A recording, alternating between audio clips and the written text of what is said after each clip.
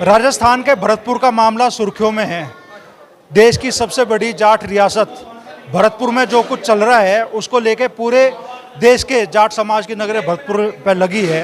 पिछले कुछ दिन पहले रियासत कालीन जो झंडा था वो उतार दिया गया था मोती महल से भरतपुर के, और बीती रात जाट समाज के एक शख्स ने मोती महल का गेट अपनी गाड़ी से तोड़ दिया और वहाँ पे रियासत का झंडा लहरा दिया। पिछले कई साल से महाराजा विश्वेंद्र सिंह के बेटे अनिरुद्ध के जो बयान हैं वो समाज को लगातार परेशान करते आ रहे हैं। तो मुजफ्फरनगर का जाट समाज इस पूरे प्रकरण पे क्या सोचता है और क्या जाट समाज अपने सम्मान की लड़ाई के लिए क्या भरतपुर कूच भी कर सकता है क्या, उसी बारे में यहाँ जो लोग मौजूद है जाट समाज को उनसे हम चर्चा करेंगे। तो अध्यक्ष जी, पूरे प्रकरण को कैसे देखते हैं आप जो भरतपुर का चल रहा है? अमरीश भाई, मेरा ये मानना है, एक समय था रियासतें थी, हमारे समाज की बड़ी रियासत थी भरतपुर भी, जिसका इतिहास गवाह है। मेरा इसमें यह कहना है कि देश आज़ाद होने के बाद रियासतें ख़त्म हुई, ख़त्म होने के बाद एक देश में संविधान बना, कानून बना, उसके दायरे में देश की सारी संस्थाएं चल रही। लेकिन मैं इस चीज़ के विरोध में हूँ, अगर हमारे इतिहास को कोई मिटाने की कोशिश करेगा, वो सरकार हो या बाहरी व्यक्ति हो, उसके हम हमेशा विरोध में रहेंगे। क्योंकि जो इतिहास में दर्ज हो चुका, इसे कौन जुटला देगा? लाल किले का क्वाड भरतपुर के राजा ले गए थे, इतिहास है, इतिहास में दर्ज है, आज भी भरतपुर में रखा। और कल को कोई कहने लगे हो सरकार कहे हो या बाहरी व्यक्ति कहे नहीं बा हम इसे नहीं मानते, ऐसे फैसलों के तो हम विरोध में रहेंगे।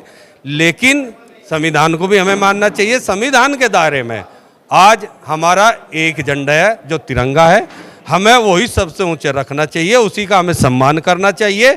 रियासतें थी कभी, उस रियासत का ध्वज भी था। जब प्रजातंत्र नहीं था, रजवाड़े थे, राजा उसके मालिक होते थे, हर रियासत अपना एक निशान रखती थी जिससे पता रहे रथ जा रहा तो ये उस रियासत का जा रहा, उस रियासत का सैनिक जा रहा, इसलिए वे निशान थे। लेकिन सरदार पटेल ने वो सारी ख़त्म करके एक देश का, एक झंडे का मतलब फरमान जारी किया था कि भाई यही हमारा राष्ट्रीय ध्वज है और इसी को सम्मान देंगे।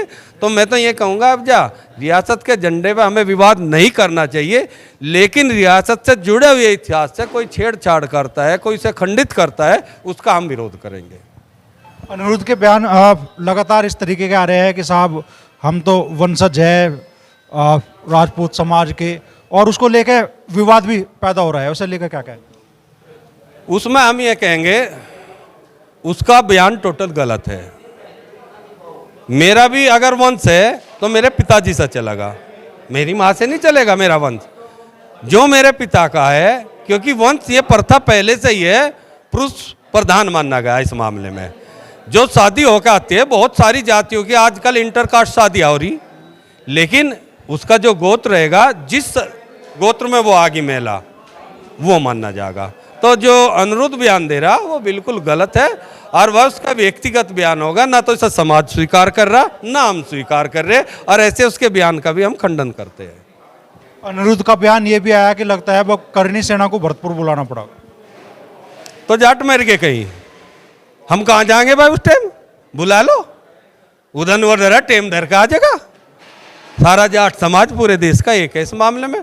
अगर रियासत है वो इतिहास से जुड़े हुए चीज़ों से छेड़छाड़ करवाने की कोशिश करेगा तो इलाज अनिरुद्ध का भी हो जाएगा। कोई कहाँ है भाई? कुछ क्या कहना चाहेंगे पूरे मामले को लेकर आप? देखो, जो हमारी विरासत है, भरतपुर की जो विरासत है, तो उनके साथ छेड़खानी ना करी जाए, क्योंकि ये जाट जो ब्लड है ना, ये बहुत गर्म है। और जैसे उनका बेटा कह रहा है अनिरुद्ध, वो गलत कह रहा है। अगर किसी राजा का रानी ब्याही जाएगी तो वह रानी कहलाई जाएगी, किसी पहलवान का अगर कोई वह होगी तो वह पहलवान निकाली जाएगी। तो ये हमारे झंडे के साथ जो छेड़छाड़ हो रही वो बहुत गलत हो रही, क्योंकि हमारे भरतपुर विरासत के जो राजा रहे उन्होंने अपने बलिदान दिए हैं और देश के लिए लड़ाई की, देश के लिए युद्ध लड़े हैं और जीते हैं। लाल किले का गेट तोड़ के ले गए थे और वो आज भी भरतपुर में रखा है। तो ये हमारी पहचान है सूरजमल जी की। तो उनका इतिहास जो है सबसे बड़ा और उजागर है, और वो आज भी जो है उनके बलिदान जो है कहीं ना कहीं जो है हमें याद आते हैं। हम उन्हीं के वंशज है, तो वो उनका जो लड़का कह रहा है वो सब गलत कह रहा है वो बातें। तो और रियासत का झंडा हट गया, तिरंगा लग गया, जाट समाज ने स्वागत करा, लेकिन कहा कि भाई हमें अपनी पहचान भी रखनी है। भरतपुर के जाटों ने खासतौर पर कहा कि भाई झंडा यहाँ लगना चाहिए, रियासत का भी तिरंगा लगे उसका सम्मान है, लेकिन रियासत का झंडा भी वहाँ लगे। क्या कहना चाहेंगे? मैं इसमें ये कहना चाहूँगी, जो जाटों की विरासत है वह वही कायम रहनी चाहिए। जो जाटों ने पहली अपनी इतिहास बनाया, इतिहास में जो दर्ज है, वो कहा कि ज़िंदगी हर मुकाम पर एक सबब छोड़ती है, खुशी हो या गम एक निशा छोड़ती है। यूँ तो यहाँ ठहरता नहीं हमेशा कोई, मगर यादों का एक काफिला छोड़ती है। जो महाराजा सूरजमल का इतिहास है वो हमेशा याद किया जाएगा। वो जाटों की मान और सम्मान की बात है। वो क्या कहना चाहेंगे पूरे प्रकरण को लेकर? अमरीश भाई, जो अनिरुद्ध जी कह रहे हैं वो बहुत ही निंदनीय है। वो अपनी माँ को भी कलंकित कर रहे हैं, क्योंकि वो अपना डीएनए टेस्ट करावें और उसके बाद इस तरह की भाषा बोल रहे हैं। क्योंकि महाराजा सूरजमल का परिवार है ये, और महाराजा सूरजमल का बहुत बड़ा इतिहास रहा। उनके बाद जवाहर सिंह ने मोहम्मद अब्दाली को मार करके, और उस परिस्थिति में कि जब हाथी को टक्कर मरवाई जा रही थी तो गेट नहीं टूट रहा था, तो उसके मामा ने छाती अड़ाई थी और उस गेट को ला करके भरतपुर में रखा हुआ है। उन चीज़ों को ध्यान में रखते हुए यदि उसका कहीं खून गड़बड़ है तो वो जाटों को चैलेंज नहीं कर सकता। उसे कहीं ना कहीं अपने अंदर सुधार करना चाहिए और अपनी माँ का और परिवार का भी ध्यान रखना चाहिए। ये कह करके कि मैं राजपूत हूँ, इससे एक गलत संदेश वो अपने आप ही दे रहे हैं। क्योंकि गन्ना अगर किसी खेत में बोया जाता है तो गन्ना पैदा होता है, गेहूँ बोया जाता है तो गेहूँ पैदा होता है। खेत केवल एक उपजाऊ ज़मीन के रूप में होती है। तो इसी तरह से माँ भी है जो हमें पैदा करती है, लेकिन जो डीएनए है वो हमारे बाप का होता है। तो मैं तो अनिरुद्ध जी को यही कहूँगा कि उन्हें भगवान सद्बुद्धि दे। क्या कहना चाहेंगे पूरे प्रकरण पर आप? प्रकरण में पहले तो मैं आपका धन्यवाद देता हूँ अमरीश भाई। प्रकरण का तो ये है कि ये यदि उसका डीएनए ही टेस्ट करवा दिया जावे कि वो उसकी औलाद है भी या नहीं है, क्योंकि महाराजा सूरजमल जी के परिवार की पहचान जो है उसके डीएनए से पहचानी जाती है। वो यदि डीएनए टेस्ट लिख दे तो उन्हीं का खून आवेगा, लेकिन वो जिस तरह से गुमराह माँ के चक्कर में गुमराह हो रहा है, इस तरह से वो समाज के वो जो है धोखा खाएगा। जाट समाज इस मुद्दे पर किसी भी तरह से बंद नहीं रहेगा। और ये कार्यक्रम हो जाने दो और इस मुद्दे पर जो है जाट महासभा की एक बैठक बुला के और इस पर चर्चा करके आपको बता दिया जाएगा कि क्या आगे की क्या रणनीति है। ये तो इतना गलत संदेश जा रहा है, ये तो इतिहास सूरजमल जी का इतिहास ही खोने को जा रहा है। वो अपने वो पुरखों की उसको ही नष्ट करने को तैयार हो रहा है। तो इससे ज़्यादा और गलत क्या करेगा वो जो है।